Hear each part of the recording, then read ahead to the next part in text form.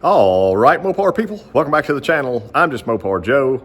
I got one today for my small block lovers and my engine build lovers.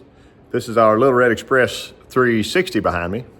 It is flat top pistons. I believe they're Speed Pros, 30 over, fully balanced and blueprinted by Ed's Machine. Nice little Lenati Voodoo roller cam in it, so the break-in should be easy. But we're seating rings, checking for leaks, all that sort of stuff. We've got our Edelbrock VRS 650 carburetor, and we've got an Edelbrock Torquer 2 intake. So far, I've got our hoses hooked up, and a lot of people ask me, why do I like this Torquer 2? It's a really nice manifold. It is single plane, so open plenum, and you see that big side there? This big gap will allow you to put an air conditioner compressor on here and it not interfere with the thermostat housing. I've had to lengthen stock brackets before and stuff to make that work. So this is a little bit nice. It has a nice small stall converter, so we'll be right into the power band in no time. So we should have a little tire burner here. Stock 360 stroke, like I said, flat tops. I think we're around 9.5 to 1. I'd have to double check. Harlan Sharp rocker arms, all kinds of goodies. So this should be one of the nicest stock stroke, stock block 360 Little Red Express engines that's actually street drivable and can make some good power. So I can't do one of these without having some kind of little rinky-dinky problem. I dropped our intermediate shaft in. When I put the tower bushing in, I had I believe it was a Mancini shaft that was brand new in a box. I opened it, it spun in, went freely, everything was wonderful. And it would work with this cam. This is a cast core. I don't know if you can see it or not. Cast core roller cam. But I actually bought a Milodon intermediate shaft for this one that has the hardened shaft, pinned gear, and all that. It's good for high volume oil pumps, although this is just a standard volume. It is the stronger version than stock. We didn't want to put any stock stuff back in here. And as soon as I slid it in yesterday, you'll see kind of the red. This is all Amsoil stuff, lube, everything. I had to slide it in and twist it, and it just felt like it was sliding kind of tight. Then it finally went in, and it made me nervous. I thought I need to get that back out. So I fought with pliers and a couple of these hose picks and finally got it pulled up yesterday as high as I could. Today I'm going to show you a little trick to get that out of there if you can't. I usually just grab it with big needle nose, but this one is still has too much compression fit or something, so I need to mic it in comparison to the Mancini one that I had in there. Be sure everything's happy, but right now that baby won't just fall out. That is for certain. It'll be a little difficult to see, but there's my stainless piece of wire. I'm gonna do my best to wrap around that baby and pull him out. I may can work it down with my pliers some. It's sad that it gets so close to coming out and then it won't. And if you were engaged in your cam teeth, this would be a no-go. Okay.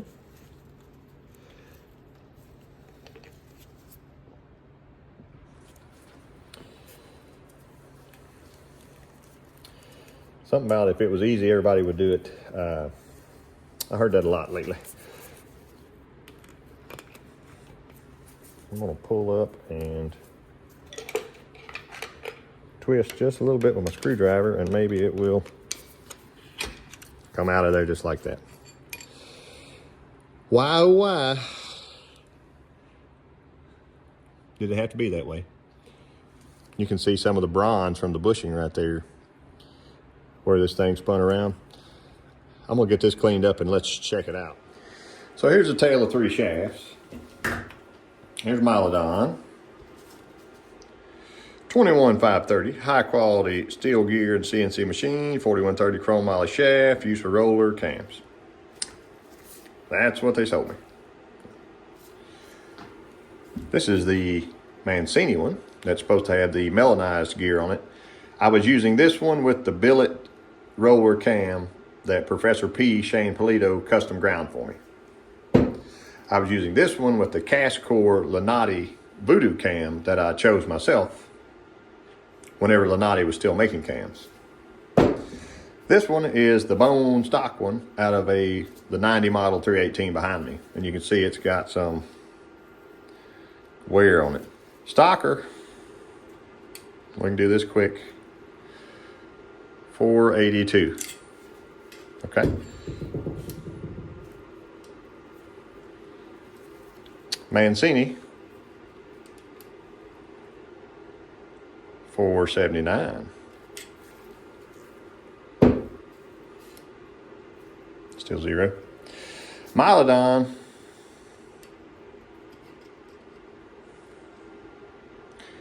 486. That would be the reason why it spins hard. This being 486 thousandths versus 481 thousandths, 5 thousandths difference over a hole that is that small is quite a bit. So that's no fun. I was able to call Summit. I found my order number. I like using the Summit app. It pulls right up everything you've ordered. And I ordered that back in July, so they charge you a little restocking fee, but they're going to take it back. I'll get it cleaned up, stuck back in that package. They send a shipping label and get most of a refund on that dude. But I went ahead and ordered another Mancini to replace this one because this is what we're going with. It says for use with any roller cam, and that's what we have, is a cast roller cam, which is included in any. I did test fit with this one to begin with, and it's the correct diameter for my tower bushing. This is an old one that was just laying around, but yeah, my tool actually installs and burnishes. I know, I'm sure everybody's got one similar to that, but there's your pieces. Comes with a large nut that'll, once you drive it in, if it spreads or does anything, come right out. So, well, you got our fire cord ready to go in here in just a second. I dropped our shaft in, and I'll find us a number one. One more time. Right there. I'm doing pretty well right now. The slot itself is pointing kind of like that angle of my screwdriver. But if I drop in my distributor, be sure the O-ring's on. There we go. Our rotor is pointing towards number one. I like that pretty well.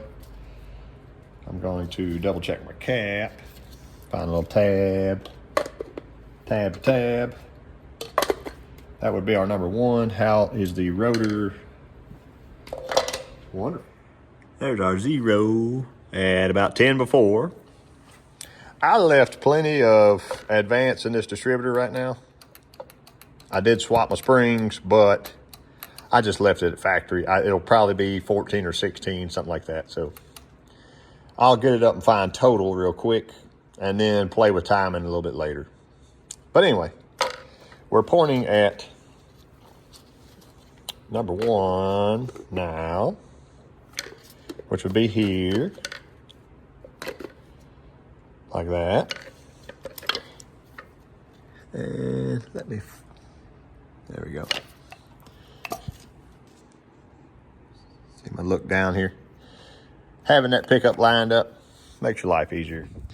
Since I've been at it all day, I finally have the thing ready to rock and roll. My run stand, my extra ghetto exhaust is hooked up. If you missed my header video, go back and check it out. I got these Flotex ready to go on here. I had to remember small blocks are timed clockwise. So if you want to have a small block, you go forward in time, and big blocks, you got to go back in time. I don't really have any major concerns with this one. It's a roller cam, so we know it's going to break in fine. We want it to have nice oil pressure the entire time, which just me cranking it over with the key, it jumped up to 60. See, I've got oil in the line, so that looks good. My crazy battery situation, don't worry about that. I have to hit my button right now because my starter relay died here. But my key's hooked up to my old school orange box, and I used it just to have a factory plug for here. My MSD conversion plug is on the 426 Hemi that's hiding over there that goes to the dyno soon. So hopefully I'll hang out for that. But otherwise, I think this thing's ready to make noise. I don't know about this fuel pump. It was kind of like a mid-level deal. My Edelbrock, I did not touch a single screw on it, and I filled these up with gas from a bottle, so hopefully once it catches, that fuel pump will start sucking and fill our little filter up. Ed, I believe, on the Ridge, commenter, did call me out last time for jiggling with my timing light wire. This is some kind of fiber optic wire or something in there. It's something special, but I burned that on Big Mike's Hoopty Barnes #1 header tube a while back. After that, I black taped it once and it never had a problem, but I guess lately it's finally given up. So yes, I will replace that.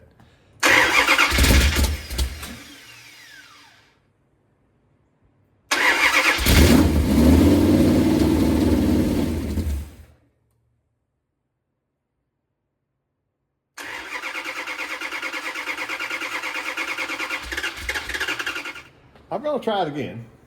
I wired my exhaust on so it won't fall off. I sealed that header bolt because it's the only one I see leaking. The other 3 may leak, and I'll stop and fix those. But I'm really trying to keep a little heat in this engine so it'll fire right on off here. Contact.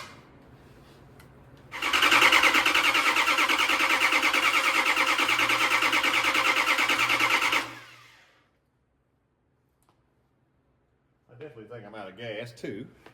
We call time out on that.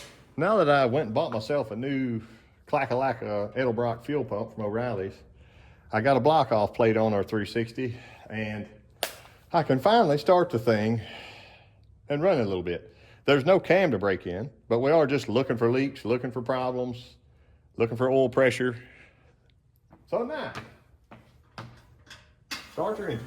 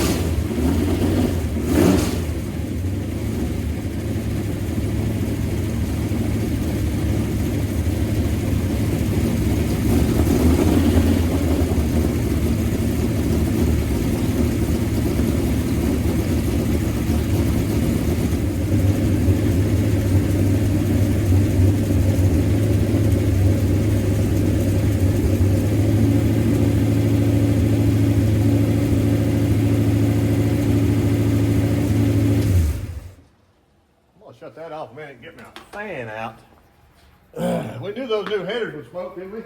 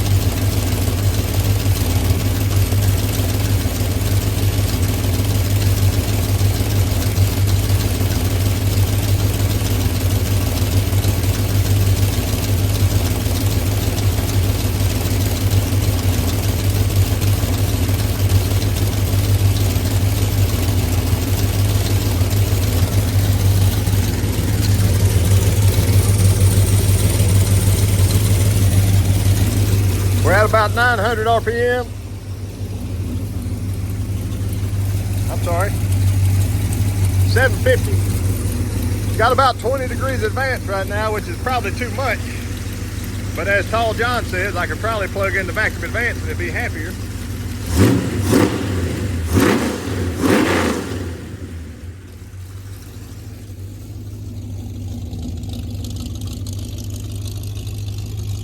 Sound like an old pickup truck running?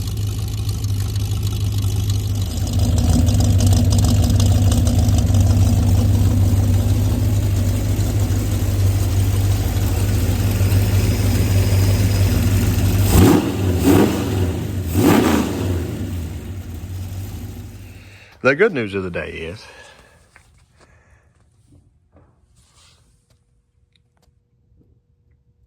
there are no drips. There are no leaks. Thank goodness. I didn't need 2 rear main seal leaks in a row. Y'all would start talking bad about me. The only puddle of water from there was from that rear header bolt, so everything's happy.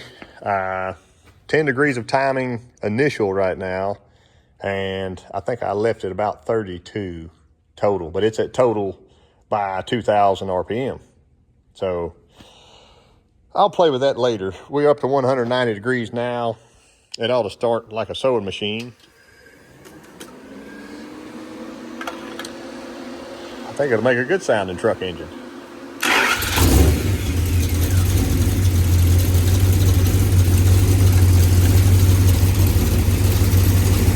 I think I got an exhaust leak somewhere, but you'll have that.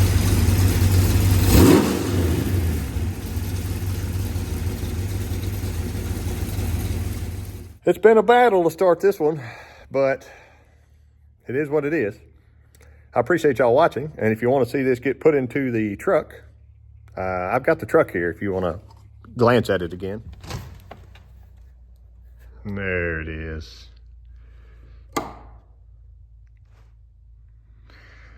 One Little Red Express. I know he's got new wheels and tires coming. Lots of little things we're going to get done on this one. But you will see it spin those tires, I assure you.